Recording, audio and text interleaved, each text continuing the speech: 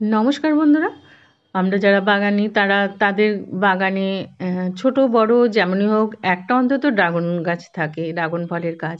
আর আমার বাগানেও আছে। আমার বাগানে ড্রাগন ফলের গাছটা প্রায় ৫-৬ বছর বয়স হয়ে গেল। আর এই মার্চ মাসে এর কীভাবে যত্ন নিচ্ছি সেটা নিয়েই আজকে ভিডিও করতে চলে এলাম আমি Chaitali gardening and crafting channel থেকে। এখানে দেখছেন একটা পিলার করে দিয়েছি। পিলারের মধ্যে এই যে রুটগুলো জড়িয়ে ও ওপরে উঠে গেছে। আর দুটো পটে আমি এই ড্রাগন ফলের গাছটা করেছি। ওপরে এরকম সাইকেলের টায়ার দিয়ে এটাকে ব্যারিকেড করে দিয়েছি। প্রচুর পরিমাণে এর ব্রাঞ্চ বেরিয়েছিল।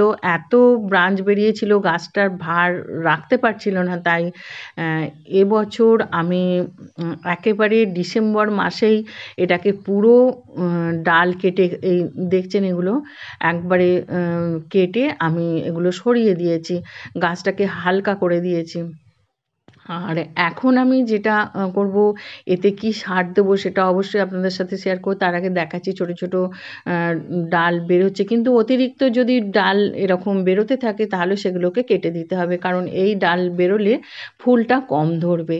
তাই এখনও পর্যন্ত যেগুলো বেরোচ্ছে আমি রাখবো, কিন্তু এপ্রিল মে মাসে যে ডালগুলো বেরোবে সেগুলো আমি সব কেটে দেবো। এখন এইখানে গোড়াটা দেখছেন, এই গোড়াটা বেশ কিছুটা ২-৩ ইঞ্চি মাটি আমি এখান থেকে তুলে সরিয়ে দিয়েছি আর দিয়ে এটা রোদে রেখে দিয়েছিলাম। এতে যা জার্ম আছে যেগুলো নষ্ট হয়ে যায় যদি ব্যাকটেরিয়াগুলো, তাই এগুলো যাতে খারাপ ব্যাকটেরিয়া নষ্ট হয়ে যায় তার জন্য আমি রোদ খাইয়েছি। এখন যেটা করব, আমি সার দেব।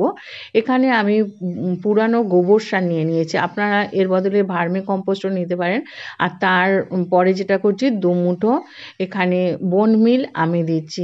এই বোন মিল আর গোবর সার ড্রাগন প্লান্টের খুব প্রিয়।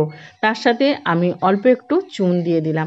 এই চুনটা দেওয়ার কারণ হলো এখানে অতিরিক্ত কেঁচো হতে পারবে না। আর চুনটাতে ক্যালসিয়াম আছে, মাটিটাকে রিচার্জ করতে গেলে একটু চুনের দরকার পড়ে। তা আমি দিয়ে দিলাম। এখানে যে মিক্সটা আমি তৈরি করলাম, এটা এই দুটো পটে আমি সমান করে দিয়ে দেবো।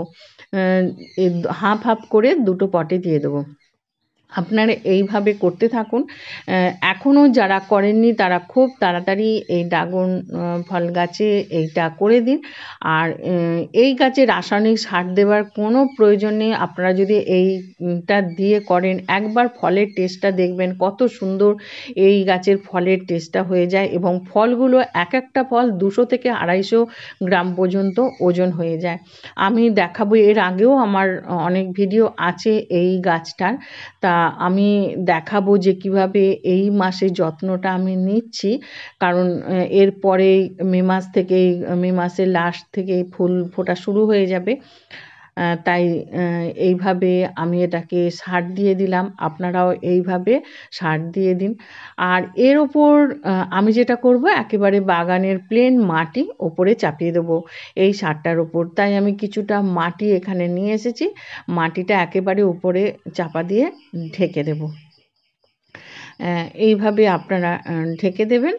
ঢেকে দেওয়ার পর আমি জল দিয়ে দেবো। বেশ কিছুদিন হলো আমি প্রায় ৬-৭ দিন এখানে কোনো জল দিইনি, তাই আজকে এখানে একটু বেশি করেই জল দিয়ে দিচ্ছি।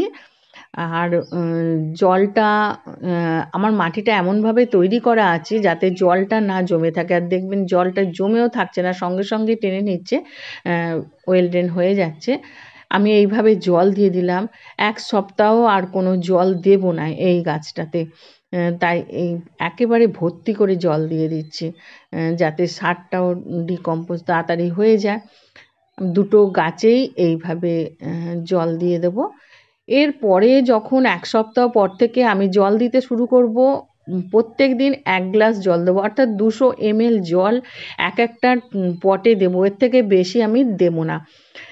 দিতে থাকবো। দেবার পর দেখাবো যে আমি এই গাছটায় কত ফুল ধরেছে এবং ফল ধরেছে। আমি পরবর্তীকালে ভিডিওটা নিয়ে আসবো। আর আজকের ভিডিওটা আমি এখানেই শেষ করছি। ভিডিওটা ভালো লাগলে অবশ্যই লাইক, কমেন্ট, শেয়ার করবেন। আর যারা আজকে প্রথম ভিডিওটা দেখলেন, প্লিজ চ্যানেলটিকে সাবস্ক্রাইব করে পাশে থাকা বেল আইকনটা প্রেস করে দেবেন।